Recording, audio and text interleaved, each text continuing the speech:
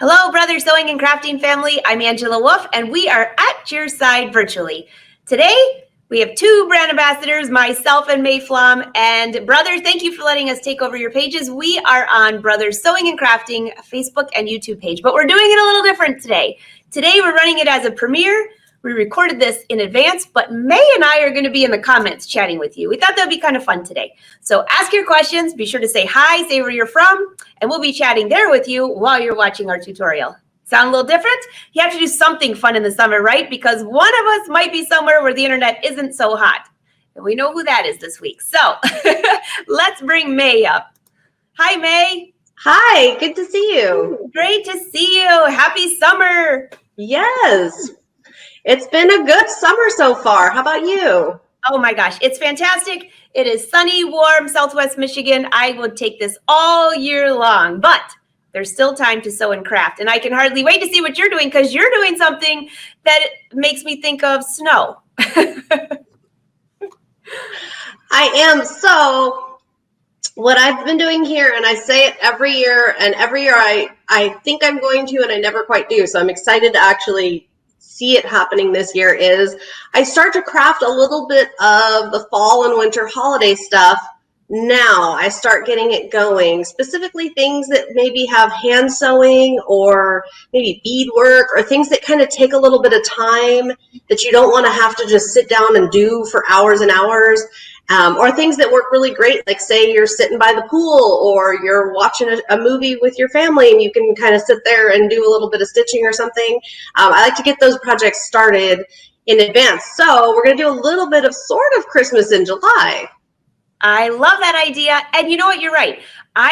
This is always the time of year that you think of, okay, let's think of it. I've got a whole box of UFO projects from the last few years thinking of Christmas in July. But you're right. Now is the time, if you have a little bit of time, to do some hand sewing, if it's hand beading, if it's whatever, but to prep for it and have it all ready. So I cannot wait to see what you have. And maybe you will motivate me to get those things done early this year.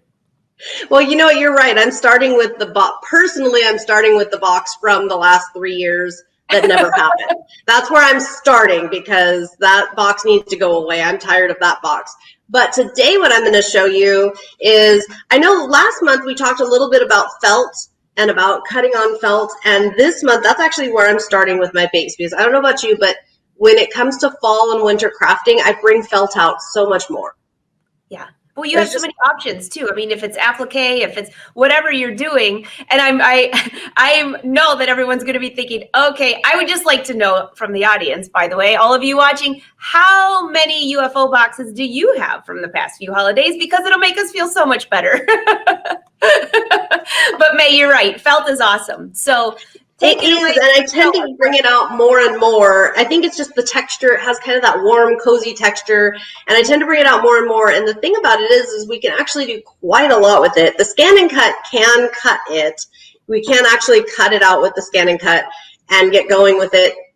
But we can also combine it with other materials and do other things. Yes, like Angela mentioned, applique. We can make ornaments. We can make tags. We can make things to add on to, say, tote bags or anything, basically anything you can think of, we can go and utilize that for. So what I'm starting with is I have some nice wool blend felt. You'll want to do tests depending on your local craft store or where you get your supplies. You'll want to run some tests on different types of felt, how they cut, how they are to craft with, how things work with them. They're not all the same. So this is just a nice wool blend felt that I've got, and I've got purple here. I've got a couple different colors because I have a couple different ideas. And I usually do I didn't have enough of this iron-on, so I put iron-on adhesive, and there's lots of different brands and lots of different options on that front, but I tend to put some iron-on adhesive onto the back. And this is just something, and I'll show you how you do it. You just take your felt, and it comes, generally speaking, on like a little piece of parchment paper, I think I would describe it as, and you're not going to remove that parchment paper. You're going to leave that alone. So I'll just take my iron and press it, and it goes really, really quickly. Just give it a nice little press there, And I do this for two reasons. Reason number one is to save my scan and cut because, and by the way, felt scraps, same as paper scraps. I can hand cut and use all kinds of little scraps for little leaves or little flower buds or all kinds of different things. But the reason I do this is two things. Number one, our scan and cut mats, even with using this, when it cuts, there will be a small amount of felt fibers that get through. Some felts, if we put them directly on, and I have my cover here, so we're not actually putting this on the mat yet. Some felts, if I press this in and put this completely onto a sticky mat, some of the felts, the fibers, when we go to lift it, will just kind of shred, and you'll end up looking like you have a little felt carpet on your mat, and your felt is ruined. Have you had that happen, Angela? Oh, May, I'm just sitting there going, brilliant, brilliant, yes. And then you have to clean it forever to get that off. So what, is that just any parchment paper? I mean, anything so this is actually iron-on, this has an iron-on adhesive to it. So we could actually take this and remove the paper backing, put it together, and heat set it, and it would glue itself together. So it actually has adhesive properties, but there's lots of different, like, I know I've had people ask, you know, can I use like a stabilizer or an embroidery stabilizer or anything like that? Absolutely. The key, I think, is just getting some kind of something onto that felt so that that's what's touching the mat instead of the felt.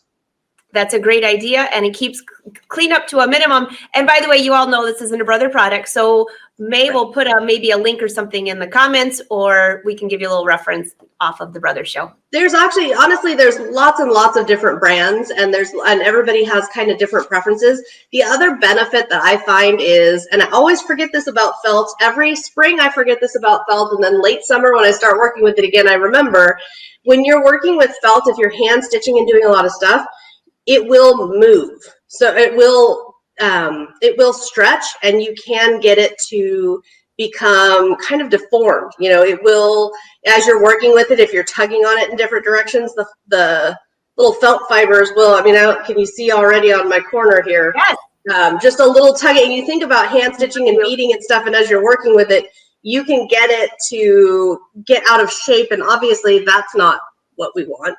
We don't want that. So I'm always really careful what I find is if I just put that backing, that kind of acts as a stabilizer to help prevent it from allowing itself to stretch out and get all wonky and not very pretty anymore. And I mean, if we're putting all this work in, we want it to stay pretty. Yes, absolutely. Such a great tip, May. Excellent idea. So if we've got that on there, and I always remind people, leave the paper backing. Don't take it off. Leave it alone. Let's get our mat here. And my mat, if we come over to the machine, I will show you. This just cut. This is that you see like the little, that's an apple shape, that you can see like a little bit of fiber. That's with everything. That's just what came through when it cut. So you can see that you're going to get a little bit, and that's fine. We just need a damp cloth, and we will be able to remove, we'll be able to remove that. We'll be able to get rid of that. That won't be a problem. But it's something to note that, when you're working with felt, you're going to have to clean your mats a little more. So I just pressed my dark blue felt on here, and we'll get started. Let's see. Well, whoop, there we go. We'll load our mat. And then what I will do, in this case, I'm just going to pick something simple. I'm just going to pick a circle because I'm thinking about an ornament. And I'll just pick a size. Let's say 3 3/4. That sounds like a good size. And I'm going to make 2 of them. And then I'm going to scan the mat so I can see where my felt is.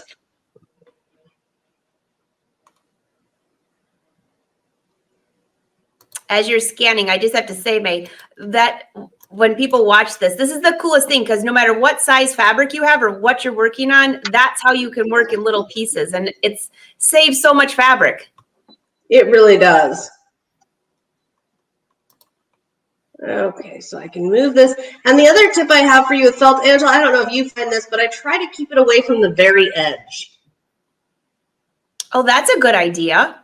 Because I find sometimes, and actually seeing that I have a little more space, I'll go back and move this little one because it's hard to see.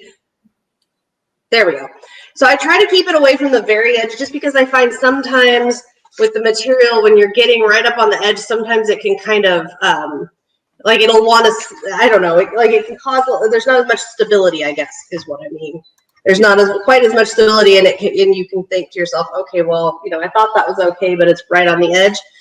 If I have to go right to the very edge, maybe I only have a certain amount of material, you can put a piece of masking or washi tape onto the edge of this and tape it down, and that will help if I have to go right up to the edge. That is a great tip. Great idea. You know what? That's one of those things where once you know you should do it or could do it, it really makes a difference.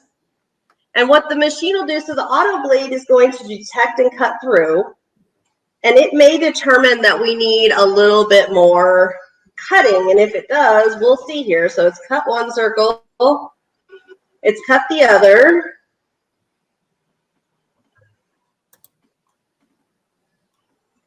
and now we'll see here what it thinks. So it thinks that it's done. So what I will do before I remove my mat, and I'll show you, or before I remove the material from the mat, I'll just look and double check, is everybody good? Because if they weren't, I could reload the mat and recut it, and everything, I could recut that. You just want to make sure you don't move your material first. So as you can see, ta-da, felt circles, Oh, perfect felt circles. Wow. And I don't know about your, Angela, what is your experience? I find that having some kind of a stabilizer backing also helps keep the felt cut really crisp.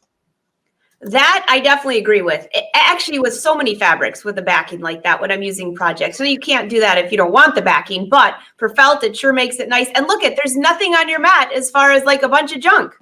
No, there's a teeny, we'll see a teeny tiny bit of little fibers that we'll need to take care of. I think I can cut one more piece of felt, and that'll be, and you'll start to notice. So what you'll start to notice is maybe it doesn't feel like your mat's sticky enough to hold your materials anymore. If that happens, then you know, okay, it's time for me to clean this mat up. Okay, so we're gonna start over. And this time, let's see, we'll do little hearts. And I think, let's see. I always kind of just randomly pick sizes. The only thing you'll want to do for this, you'll want to know, and we're going to rescan. You want to remember what size or jot down what size you made things, just so that when you go for the next step here, we're going to switch materials. And when we switch materials, you'll want to know, well, what size did I cut my felt pieces? Because it will matter. There we go. Nice. I would just try to press and make sure everything's all nice. Yep. Okay, so these two fit, but I have to go to the very edge. So what I'm going to do is go into Object Edit. This is one of my favorite little tricks here. And we're just going to flip one of them over. So we'll have you here. And you here. Ta-da! Before you cut, can you just remove the background just so they can see what those designs look like? Because they're just hard to see on that. Oh, sure. Well, I can. Oh, there. Perfect. Yeah. Yeah. Okay. So I just reversed one. I just reversed one so that they fit a little nicer into the center of this. So I don't have as much cutting really close to any edges. That's awesome. And you could actually rotate that even just itsy bitsy piece, like just a little bit each time too, can't you? So when we go into edits, you can do as little as 1 degree, 10 degrees, or quarter turns at 90 degrees. It's up to you, depending on what you're trying to do. And that's a great way if you just have a couple things and you're trying to fit very specifically onto a piece of material. That's a great way to do it. Your other option, if for some reason you had, let's say you had a whole 12 by 12 piece of material and lots, if you push this button right here, which we don't visit very often in our shows, this can line them up right side up and upside down, or this button at the top will just fit things as tightly together in any possible order that's possible. Oh, that's awesome. So those, if you have a full sheet and you're trying to maximize, these buttons make it a lot quicker than sitting there and manually changing everything. May, I don't think anyone has shown those buttons on this show ever. You know what? I use those buttons, and especially we're talking about, getting ahead of fall and winter holiday crafting. I use those buttons a lot when I'm doing that kind of stuff. Like maybe I'm making tag bases for gifts, or maybe I'm making poinsettia flowers or something, and I'll just put as many as I can, and I use those buttons. But you're right, we just don't use them on the show because we're usually making one thing. All right, so we're going to cut that out. New. Always learn something new. Everyone's like, I know, this is something new, no matter if you're a pro. And we should be good to go. Yep, looks like our mat's holding nicely. When we get into the felt, and when I've been cutting a lot with the mat, I'll just kind of, you see my fingers just kind of like checking to make sure, is everybody staying down? I just kind of tap and make sure we're not gonna, okay, so this felt, the Scan and Cut wants to recut. Remember the last one, it did one pass and said we're good. And this one, it's saying 2 passes, please. And I don't ask questions because it's always right. It always knows. We need another pass here. You can see that beautiful cut right through here. Oh, it's saying 3 passes. Okay. And that can be, I'll have someone, that's a question I get a lot is, how come, I'm cutting different colors of the same thing? How come one is doing more than the other? And it could be as simple as maybe one color's fibers from the dyes or whatever. Maybe one color's fibers are a little tougher on our machine. But here we go. Wow. And you know what? That is the amazing part, that it knows. It does know. And you know what? And I'm looking at my mat, and I'll show you guys for proof.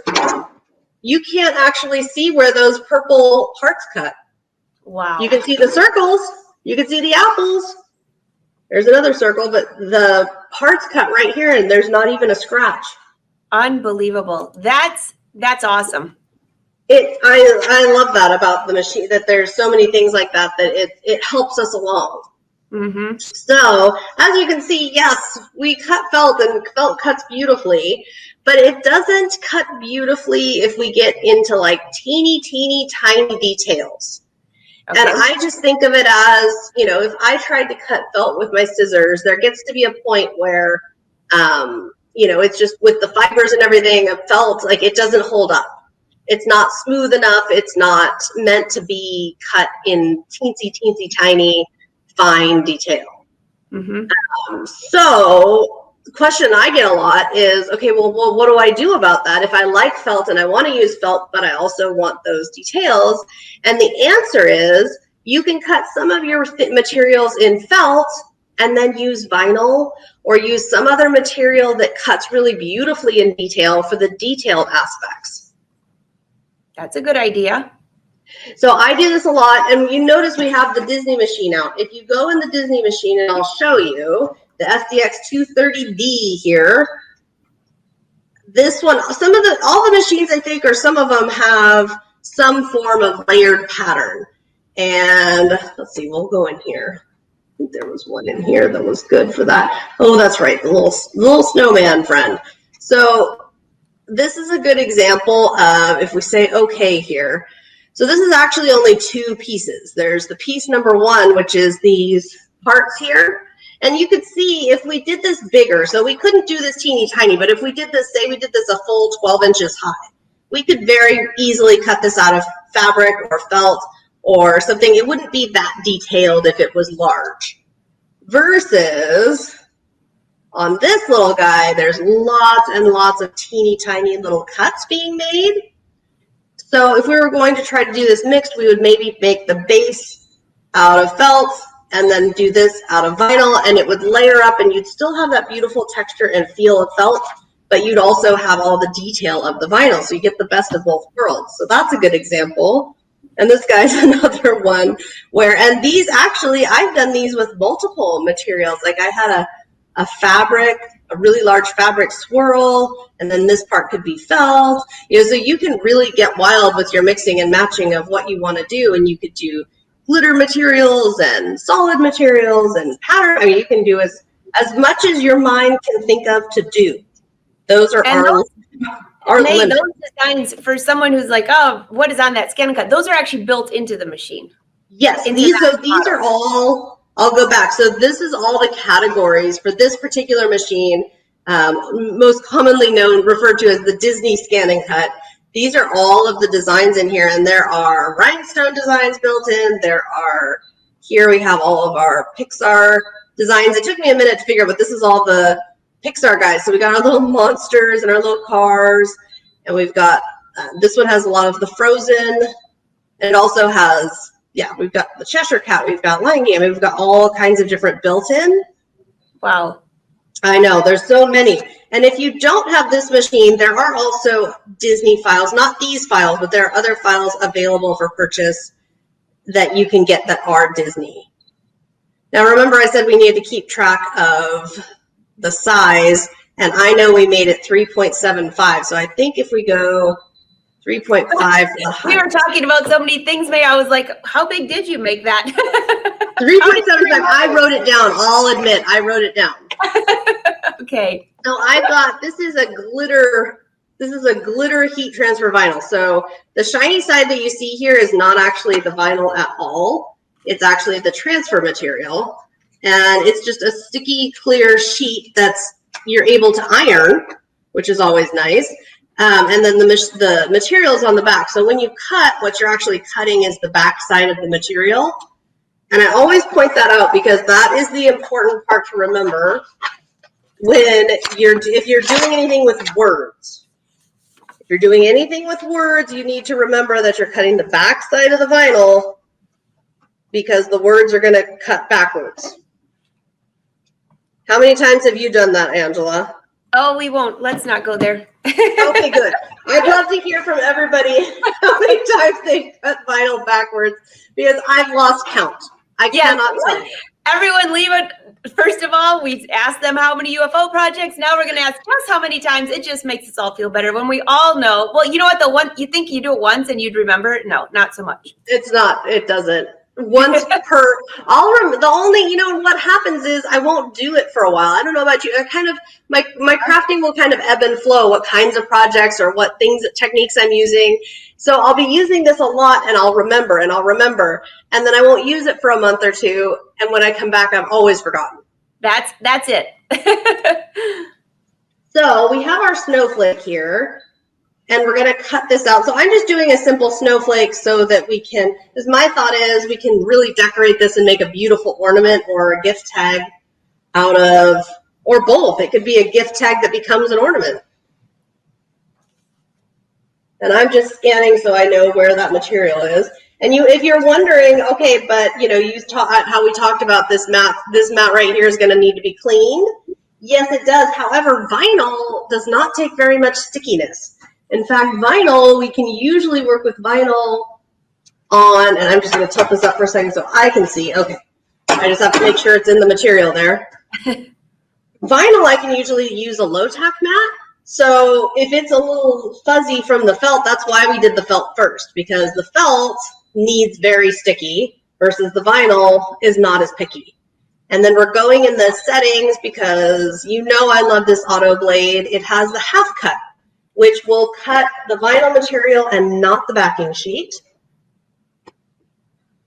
Which that's such a great tool as well. In fact, I always remember some people saying, when do you use half cut? Why do you use half cut? And that's such a great tool because now you're going to cut just the vinyl, not the bottom. You're ready for your project. You don't cut the mat, all the other things. Oh, absolutely. And it really does. I mean, it's so nice to be able to not just vinyl, but stickers or different like sticker type material or just different materials where you're just wanting the material and not its backing cut. I know last show we talked about, taking things on the road and prepping so I could prep my stickers or my vinyl and it would be there cut, but the whole sheet is intact. So I could just bring the one sheet and I don't have a bunch of pieces flying all around separately. Which is just really nice. It also makes it really nice what you're going to see now. When we go to try to iron this, and I'm just going to make sure my iron's awake. My iron is a nice iron because it falls asleep and turns itself off, which I appreciate. But it means that I have to make sure it's awake when we need it. But when we go to iron this on, if you tried to put this material, and it's already done. Oh my gosh. All right, so we're going to do the same thing. where we test and make sure that this is cut. And I'm just going to lift. And with the vinyl, I do check like 2 different spots or 3 different spots because I want to make sure, I want to make sure that it cuts because it's very, very easy to cut vinyl while it's still on here. It is not easy to fix the problem if you've already taken it off the mat. It becomes very difficult to fix the problem if you've already taken it off. So we're just peeling away. And depending on the material, I like to recommend, especially if you're new to vinyl, I will always recommend this, any kind of glitter heat transfer vinyl to you because it's a little thicker and it's a little nicer to you. Look at how some of the heat transfer vinyls can be just a little finicky just because they're so thin and they're so delicate. So you do have to really be careful there that whatever you're doing, that it's not just going to work with with whatever material, but that the vinyl, that you're taking your time. We're never ever in a hurry with our vinyl. Because as soon as I get in a hurry, that's when things start ripping, and vinyl's not cheap. So you definitely want to make sure that you're... May, don't you just love how the Scan and Cut can cut those itsy bitsy intricate pieces with no problem? The biggest problem is getting all the pieces out of there. I know, and when someone asks me, well, how small can the Scan and Cut cut? I always just say, well, basically as small as I can get. It's very rare that I have something that I'm cutting, and that's perfect. Look at that. Oh my gosh. What we're gonna do, my work in progress shame. I still haven't done anything with my squares. It's still, for those who watch us regularly, for like 6 months, and it's still here at the table, and it's still the vinyl iron-on press sheet. Hey, May, that's okay because Cindy Hogan is still giving me a hard time for my Christmas sweater that I didn't finish last year. So I have got to get that thing rolling for next year. I think everybody voted on that piece of fabric too, what you should do with it. Table runner. I think table runner was winning. Yeah, I think so too. So generally it's recommended to have a cloth over versus going directly like I am right now. And the reason is so that when you're pressing, it's so that you don't burn so there's another layer in there, so you're not, because you do need to press a bit and make sure that you're really getting it heat set there, but you're not wanting to burn the vinyl or ruin the material. So that's why the cloth is recommended. You might sometimes see me do this directly, and the reason really is because it's the glitter vinyl, and the glitter vinyl is really hardy. Now this is, don't necessarily try this at home. You might want to check and see what your material says. But for me, the glitter vinyl tends to be very hardy, and I actually sometimes get a better result if I remove that cloth. There we go. Notice how slowly May is pulling that back, because if you see a piece come up, then you can go back and press it again. So that's right. And if I see any, and I will, as this cools, I will move it around and make sure I'm not seeing, it feels really pressed in there. If I move it around and I see little pieces popping up, we can just put this right back on and press it again. Awesome. Okay, so we've got that. And then let's cut another shape so that we have our little heart before we move out of Scan and Cut mode and into what we're going to do with these. So I'm going to go back here. So first thing I'll do is just look at colors. Let's see, I have kind of a light purple, and just kind of looking at what vinyl options did I bring downstairs today. I think I'm liking this dark purple. I like that a lot. And let's see if maybe we have a princess design. Let's take a look. Now, some of the designs, this is a great example. So this says P is for princess, and it's incredibly detailed. And we could make it, I've made it, I think, about 6 inches, which is actually very small for how much is in there. But it's really, some designs you really will find they simply need to be bigger. Sometimes there's designs that just really don't work teeny, teeny, tiny. So what I'm thinking for this one, though, is Rapunzel. Isn't that cute? That's really cute. So this is much smaller, and we're looking at a different shape, which we will address. I'm going to make this 2 3/4 high. That should work. Okay, and if it doesn't, we'll cut another. I've got plenty of purple vinyl. So my thought here is what we're going to end up doing is we may end up trimming a little bit of the design. And in this case, I have a nice full sheet of vinyl that I was able to press right onto the mat at the top corner. So we're actually, for the first time here, not going to have to do anything to the mat, and it's up at the corner, and that's good. Okay. And we're going to cut, and half cut is on. So we're going to let it do its thing.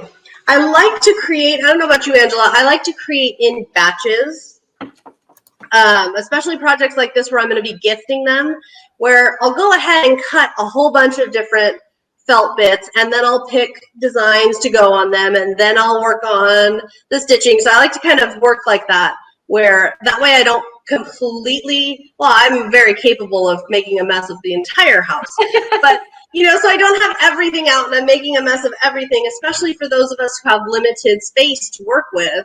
If you're working in one part where you're making all the one piece and then you make all the next piece, it can still be a lot of fun. It's still very creative, but that way you're not having to have all the supplies and all the things out all the time.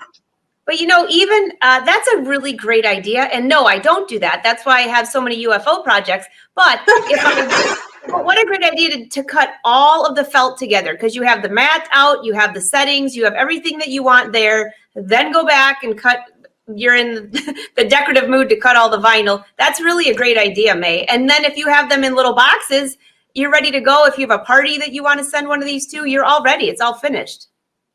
So we have our Rapunzel here. Oh my gosh, that's so cute. I love that dark purple. Arnell, I know you're loving this. Tiny. It's teeny tiny. One of these, there we go. And if you're wondering, like, how do you find all the little bits and pieces, you have patience, number one, but number two, hold it up to the light and kind of if you gently bend it, you won't harm your vinyl. But if you gently bend it, you can see where there might be little bits and pieces trying to be seen. Where there are little bits and pieces that are, like, there's one more. While you're pulling those out, May, it makes me think of, there was a project I was working on, and I couldn't really tell which pieces were supposed to come off and which ones weren't. And I actually got rid of pieces that were supposed to stay on there and vice versa. And it still turned out really cool. It was like a reverse effect of everything. So you can't screw these up. No, you really can't. And you can see here, so if we wanted the whole thing, we would need to make it a little smaller. There's a few little spots where it's going to go over. Mm-hmm. But I personally like that. I think that's going to be very cute. So what we'll do is we'll just trim down. And this is true for any project. If you have a design and you want it a certain size or you want it to fill a certain area, don't hesitate to go ahead and do it, but then just trim out whatever part is not quite fitting. Oh, brilliant. You might be amazed. Sometimes I'm amazed by how things come out and how much more I actually like them trimmed and a little different. Okay, so we can move our machine here. And we've got that. And if you're wondering, if anybody's wondering, okay, but why do we have the two of the same shape?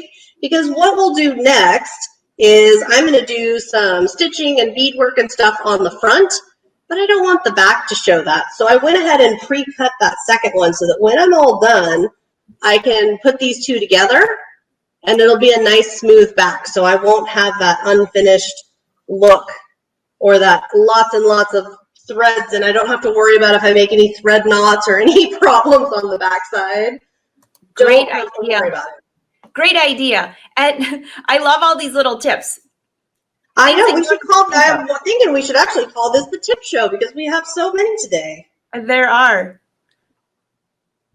Even more, I mean, we're always ending up sharing ideas, and we're always, and I hope everybody leaves comments too of their own favorite tips, because I always love hearing, I always learn stuff from everybody in their comments. Oh, that's looking so that feels good. pretty good, but I'm going to just give it a, sometimes the other thing, and again, I'm doing this with this because I know this particular vinyl very well, and the glitter vinyl is very hardy. I actually had a time where I wasn't really thinking, and I went ahead and tried that, and it was, I think it was called like a sports vinyl or something. It was made to be very stretchy and work on lots of different like athletic wear. And we're just letting this cool for a minute because it is burning hot. Hey, May. Well, and it also, I find that the vinyl or the material comes off better if you let it cool. You also get a better view of if everything is really tacked down properly or not if you let it cool for a moment.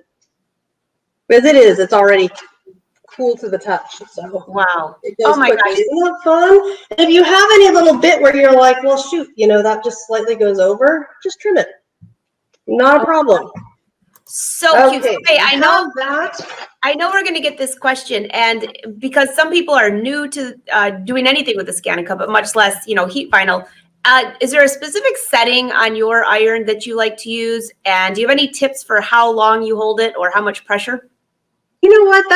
That is a great question, and you're right. We do get that a lot. So mine, I set it to the hottest. I put it on linen because I want to know that it's hot. And I don't want to spend, when I had it on, I remember when I started working with vinyl and the cooler settings were recommended, but it would take like a full minute. And it would be the same result, but it would take a full minute of me pressing, and I just don't have the patience to sit there that long. So I played around with it, and also with the different vinyl materials. I know I was saying about the sports vinyl where I tried doing that, and what happened was it burned up. I mean, it shriveled up like plastic in a hot oven. I mean, it just went seized up, and the whole project was ruined because I was pushing too hard. So you do want to start a little cooler or a little less aggressively when you're getting to know your materials and your iron too. I assume. I mean, irons are all different. I know my craft iron here is different than the iron upstairs that does clothing. And we had to separate them because there was an incident where I got a little bit of something on the craft vinyl and then went to iron clothing and black smeared across the clothing. So the craft iron is now a separate thing. The craft project iron is now a separate thing, not to touch the clothing. But I think it's probably, if we count, it's probably about 20 seconds or so, maybe 30 seconds. It really does depend on the iron, the material, and the material you're trying to put it onto. Because for me, felt wants that vinyl. It like grabs it.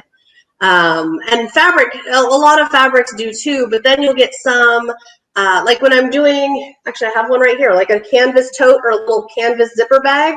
It does hold well, but it's like kind of a rough texture, and I find that I have to press a little more, a little longer, a little harder on this material than like a very smooth, like a linen fabric will just take it right away. So I think that depends too. This is also why felt is such a great one even for beginners when you're starting out, because number one, felt's inexpensive. Number two, it comes in a gazillion colors, if that's even a word. And number three, if you screw it up, it didn't cost you very much and you can start over. That's like and these for little name tags, I've got so many birthdays coming up actually in the next month. I think I better get on it because this is a great idea to give them a custom name tag. Oh, I agree completely. And there's so many things we can do with it. I know now I'm looking around because we've lost our snowflake one. That's hilarious. The snowflakes. Oh, there it is. It's just under the mat. So my next step, just to share with you, so I'm going to do a lot of the next steps off camera, and what I'm going to do is come back on and I'll share on my social media, and I'll share in the comments here on our Premiere. I'll share some finished pictures and some additional ideas too. But what I'm going to do here now is, we talked about sewing, so I've got so this is my bead container. It's one of the few craft supplies that I'm actually proud of, that I keep it so organized. Oh my gosh. I swear, if I do not keep my beads super, super organized, you can't. Beads are tiny and they go everywhere. If you don't have them organized, you're going to have a lot of problems. Oh, so we want to take off. I'm with you, May. I actually organize my beads the exact same way, and I organize them all by color. That's a great, well, it's like a fishing toolbox. I took it out of my husband's stash, but you can find them at craft stores too.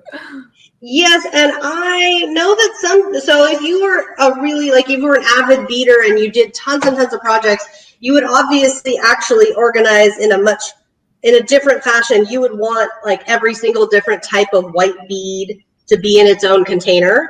Mm-hmm. But the way I create and the projects I make, if all the white and clear beads are in one, and all the pale pink and all the bright pink, if it's just general color, typically I'm not trying to make something that needs 37 of this specific seed bead in this specific color.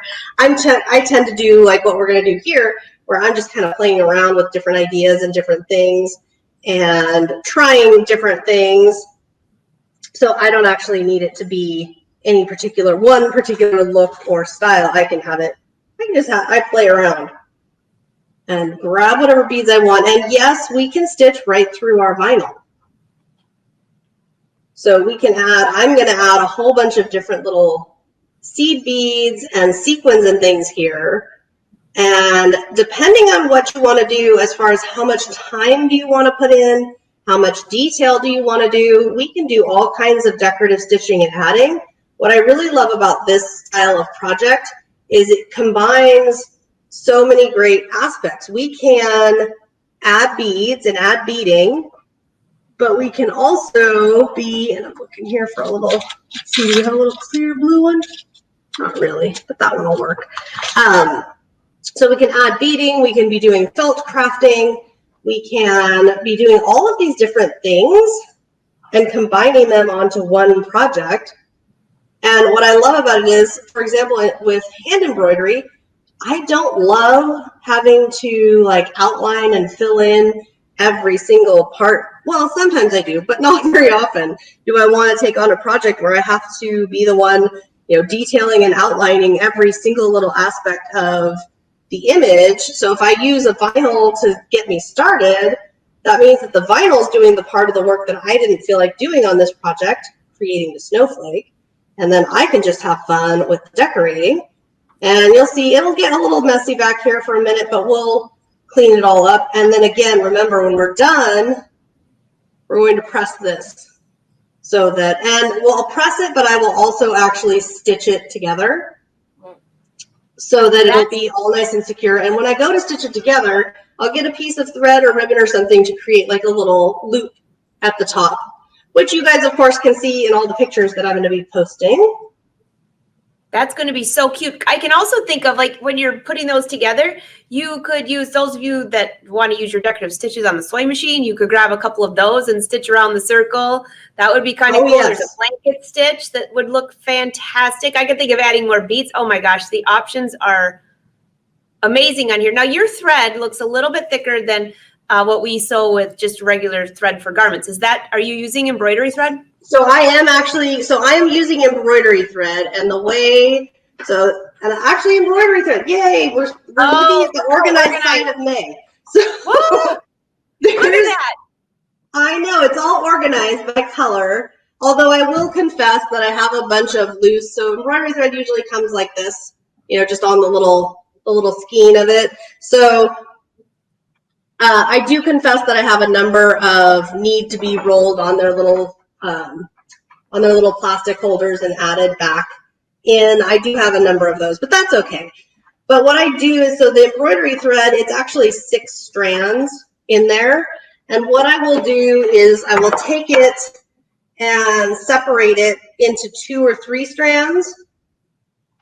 And then when we thread it with the knot at the end. So what you're actually end up looking at, if you're saying I'm going to sew with 2 strands of embroidery thread, you're actually looking at 4 strands.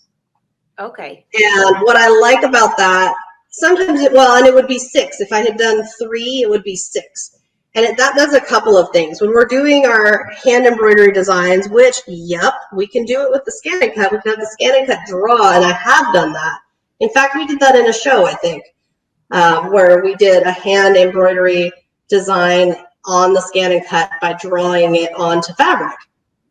So you can do something like that, and then do your hand embroidery. And with the hand embroidery, you want a couple of strands usually, simply because otherwise you really can't see very well what's, all your hard work, all your embroidery hard work can be kind of hard to see if you're doing a single strand like the machine.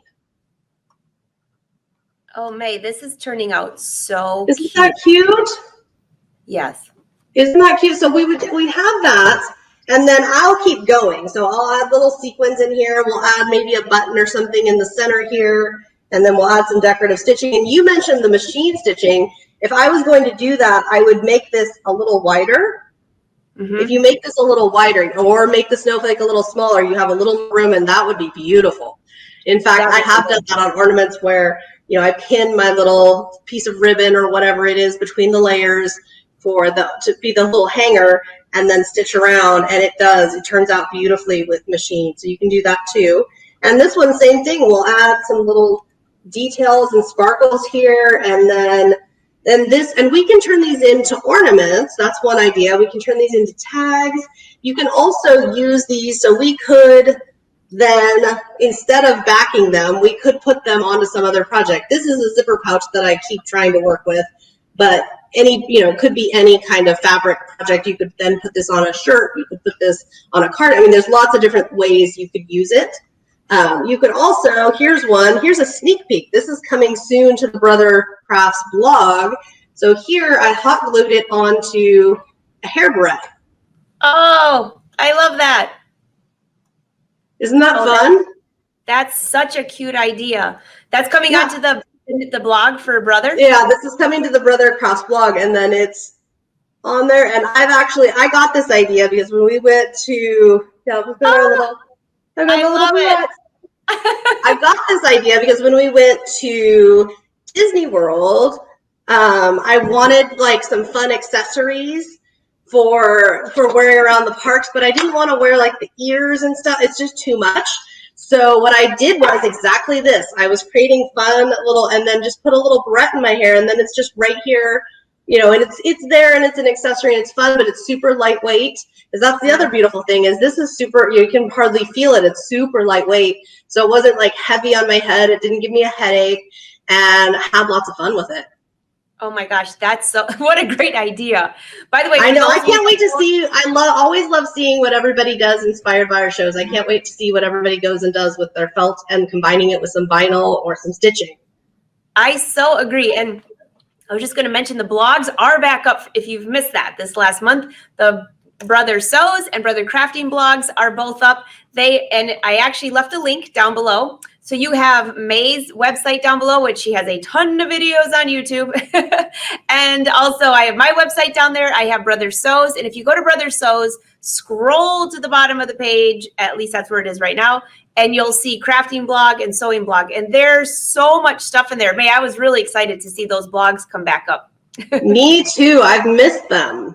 I know, and now they're in a better location and they're fast to find. So that's fantastic. And I also put all of our Instagrams above, so follow us there too. And also be sure to tag us if you make one of these projects. May, I know you always, if nobody has been to May's Instagram, it is so cute. And on Brother's Instagram, if you tag them, a lot of times they'll share what you're doing. So you can share that. So I have to say, I think I'm going to make these sooner than later while it's fresh in my mind. And like you mentioned, what a great idea, because I could take this on the boat, which is where I'm going, and sit there and sew and do hand beading quickly, easily, and then they're all finished for the holidays or even birthdays coming up. I think I'm going to have like a few different stashes of them. Oh, absolutely. And actually, that's what gave me this idea is I'm going to be doing some camping this summer. Still lots of summer left. So it's going to be going camping a couple times. And all I have to bring is, I don't have to even bring my huge bead container. I can just put together like a little tiny Ziploc bag, like a little tiny bag, like a little bead bag. I can put together a mix of colors that I want. I can put together my thread. So in a little tiny, tiny space, I can have everything I want for this one project and get it complete. Or like we talked about working in batches, I can just work on the beading and the sequins while I'm camping, and when I come back I can do machine sew finishing or hand stitch finishing, adding ribbon. We can do other things to it when we come back. So don't ever forget, if you're kind of limited in space or time, you can always just do part of the project but do a batch. That's a good idea. And now I know why you were cutting two. At the beginning, I was thinking, why is she cutting two of each? Maybe she's doing batching. We're batching. Yes, exactly right. And now I'm gonna go sit down. Well, not now, but this evening when I'm off work, then I'll go sit down and relax by adding more beads and more fun. That Or sounds if I'm awesome. waiting at one of the kids' doctor or dentist or whatever appointment or whatever it might be, there's always a project to be made. That's awesome. So for those of you that don't know how to find May, it's down below. And also, since we're doing this show a little bit different, we are actually commenting in the comments below. So if you see us like actually liking your comments or giving feedback, that's really us. You just don't see us typing. That's all, right, May? That's right. All right, so thank you so much, May. This was an awesome tutorial. I can hardly wait to see what we have coming next month. Maybe I'll have something to share to show you that I did this, some proof that I at least did one or two, right? I hope so. That'd be fun. Well, have a good month, May. Thanks, you too. Talk to you soon. Bye. All right, we have more shows coming up this week, so be sure that this afternoon you've got Cindy Hogan at 4:30 p.m. Eastern Standard Time doing Software Shut-In. Tomorrow, I will have a show on my page, but it might be a little different because it's going to be on a boat. And then Thursday, another Brother Educator. So mark your calendar. You can always go to Brother Sews and Brother Crafting Facebook page. That's where the whole schedule is. And be sure to sign up for their newsletter and you'll never miss anything. So if you're watching this on Facebook, be sure to like and follow. If you're watching us on YouTube, be sure to subscribe. You will never miss a live show. I can hardly wait to see what May does with these. So be sure to share your photos and tag her. All right. Bye, everyone. Have a good day.